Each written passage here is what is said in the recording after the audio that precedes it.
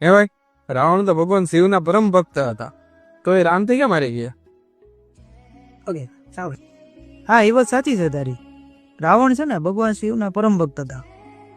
એવું કહેવાય છે કે ભગવાન શિવ છે ને રાવણને પૂજા દેવા લંકા જતા, અને જે શિવ સ્તોત્ર છે એની રચના રાવણે કરી હતી. પણ રાવણે છે ને દોસ્ત માત્ર 2 ભૂલ કરી. સમજ્યો? માત્ર 2. એક તો અહંકાર, અને બીજું કર્મનું ખોટું સિલેક્શન.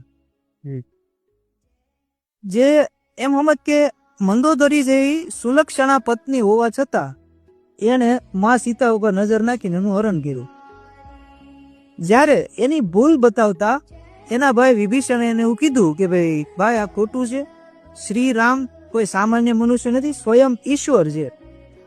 તોય અને સાચું કહું તને તો ક્યાંક એને ખબર હતી કે રામ સામાન્ય નથી, એ છે ને રિયલી ભગવાન છે એમ. પણ કે ને કે અહંકાર માણસને છે ને નો હારવા દે.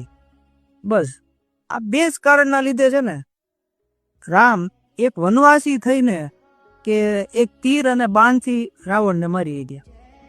સમજે? એટલે દોસ્ત અહંકાર અને ખોટું કર્મનું સિલેક્શન, આ 2 વસ્તુ છે ને ગમે એવો ધુરંધર હોય ને એને હેઠો નાખી દે.